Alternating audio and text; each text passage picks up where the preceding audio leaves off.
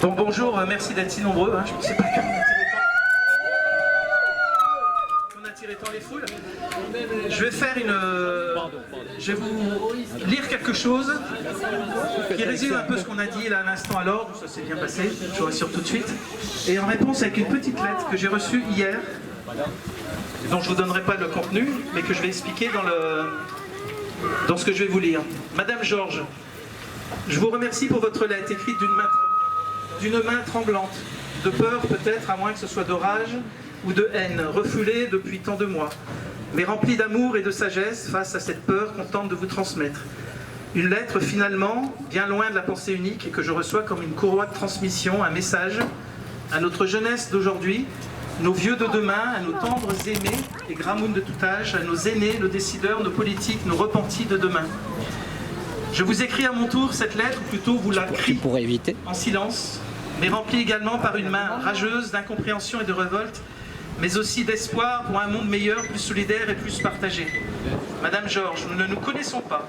Vous m'avez simplement dit que vous étiez infirmière et vous m'avez donné votre âge, 85 ans.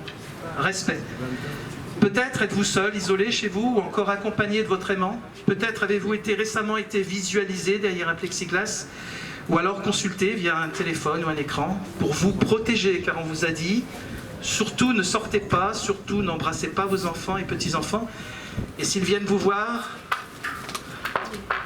restez cloîtrés, confinés dans une pièce à part, bien ventilés toutes les heures à manger, seul, votre part de gâteau, comme le préconisent certains experts à la télé.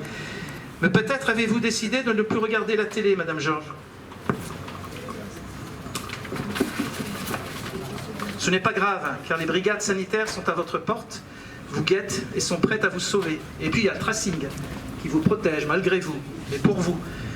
Mais peut-être, Madame Georges, êtes-vous en EHPAD. Vous savez, cet endroit d'où vous partirez un jour et rendrez triste tous vos proches, nous aussi, demain ou après-demain, à l'heure que vous aurez choisi ou à l'heure qu'on aura choisi pour vous. Pourtant, tout va bientôt être fait pour vous protéger, afin de vous garder encore un peu parmi nous. Ben oui, Madame Georges, vous êtes à risque d'avoir vécu, peut-être trop vécu. Demain, on vous proposera, convaincra, pour votre bien, d'accepter ce qu'on aura décidé pour vous, à votre place. Madame Georges, rassurez-vous, nous venons d'être convoqués en toute confraternité par nos pères et tout s'est très bien passé. Ils nous ont simplement demandé pourquoi, on leur a dit parce que. Ils nous ont parlé atteinte au code de déontologie, nous avons relu ensemble 5 articles de ce code de déontologie. Ils nous ont parlé de nombre de cas, nous leur avons parlé du nombre de malades. Oui. Ils nous ont parlé nombre d'hospitalisations, nous leur avons parlé nombre de décès. Oui.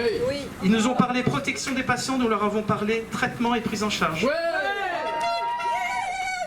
Ils nous ont interdit de prescrire, nous leur avons dit dommage et hommage. Ils nous ont parlé confinement, nous leur avons répondu vivre, revivre.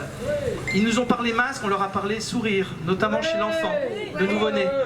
Nous leur avons parlé délation, ils nous ont parlé distanciation sociale. Ils nous ont parlé distanciation sociale, nous leur avons dit déchirements familiaux, amitiés brisées pour divergence d'opinion. Nous leur avons parlé du serment d'Hippocrate que nous avons tous prêté, ils ont semblé acquiescer. Ils nous ont parlé balance bénéfice-risque, nous leur avons dit primum non serré, surtout ne pas nuire. Ils nous ont reproché d'avoir parlé, trop parlé, mal parlé. On leur a dit que nous avons simplement parlé. On leur a exposé nos conflits d'intérêts, nous avons relu ensemble l'article L 4113-13 du Code de santé publique.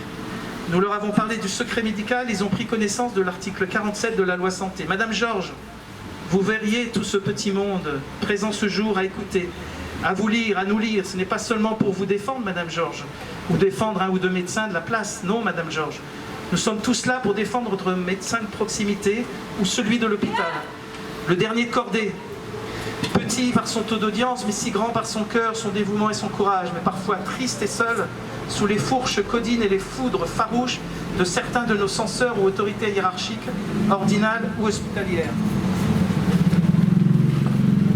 Car n'ayant pas la chance d'être aussi soutenus que nous, aujourd'hui, demain, éternellement peut-être, diront les livres d'histoire qui marqueront le monde de demain. Alors oui, Madame Georges, nous sommes en guerre.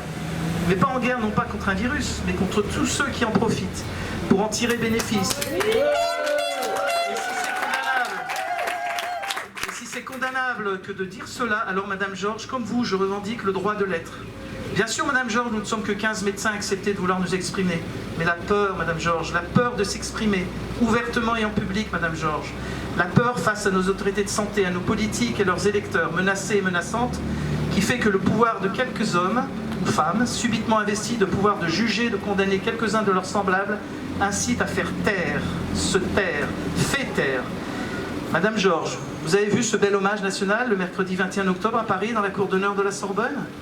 Et ces si belles et si sincères paroles de notre président pour défendre le droit d'opinion, notre droit à s'exprimer, le vôtre, le nôtre. À ce propos, nous avons dû recréer une chaîne YouTube, la première ayant été censurée il y a une quinzaine de jours. Problème technique, probablement. Vous la trouverez en tapant le nom de notre collectif, Kolkovmed 974. Et si vous rajoutez @gmail.com, vous pourrez même nous écrire ou transmettre à votre médecin traitant et autres professionnels de santé. Madame Georges, pour terminer, mettez votre main sur votre cœur et concentrez-vous dessus en tapotant et en fermant les yeux. Et dites-vous, même si je sais que je suis à cet instant rempli de haine à la vue de ce qui se passe, je respecte l'autre et même comme je suis, dans la patience, la paix, la non-violence et la sérénité. Vous verrez, ça calme, ça fait du bien. Madame Georges, je vous aime, nous vous aimons. Merci.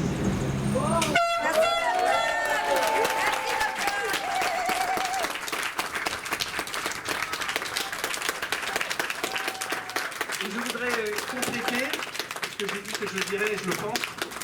Je pense que nous sommes là avec l'Ordre des médecins de façon confraternelle, c'est vrai, mais je pense qu'on n'est pas du tout là dans des attaques personnelles. Et il nous a été rapporté qu'il y avait eu des attaques ou des citations de noms de certaines personnes du bureau. C'est très gênant parce que c'est pas contre le président, le vice-président, c'est pas là le problème. Le problème, c'est d'essayer de leur faire comprendre qu'on a aussi, nous, un droit de parole. Mais surtout, s'il vous plaît, n'attaquez pas les gens de façon personnelle. D'abord, c'est contre-productif et je pense que ça ne sert à rien. Et je pense qu'on a tous un devoir d'essayer d'échanger, de communiquer, de faire comprendre. Moi, une des choses qui me marque le plus dans cette crise, c'est qu'il y a des déchirements familiaux, des gens qui ne se comprennent plus, des gens qui disent « va pas voir Mémé parce que tu vas lui donner la mort » ou d'autres qui disent « mais si, ça la fera sourire ». Et c'est terrible. Beaucoup d'amis d'hier ne le sont plus aujourd'hui, je pense que c'est valable pour vous aussi. Et ça, c'est horrible. On a réussi à mettre des tensions entre les gens. Et moi, personnellement, j'ai du mal à pardonner aux personnes qui en sont à l'origine. Donc, écoutez, donc Dr Bourgeon est monté, assisté d'un médecin. Ça se passera probablement très bien. Dr Bourgeon, il a l'intérêt d'être un peu le scientifique de nous, parce qu'évidemment, on n'est pas forcément tous capables de lire les études.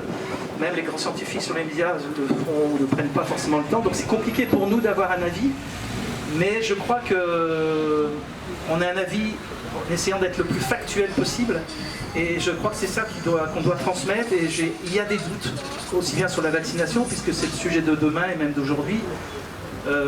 Voilà, donc on voyait des grands professeurs à la télé hier qui disent eux aussi qu'ils sont un peu méfiants, alors qu'ils sont chefs de service à Paris d'infectiologie. On a le droit de les croire et on a le droit de se poser certaines questions. Donc, en tous les cas, je vous remercie beaucoup de votre présence. Et puis donc on va attendre Dr Bourgeon, ce sera probablement un peu plus rapide. Et puis mais restez là parce que lui aussi il a un communiqué à vous dire qui sera différent. Et puis encore merci. Et merci à Madame Georges que je ne connais pas et que j'appellerai quand même un de ces jours pour la remercier.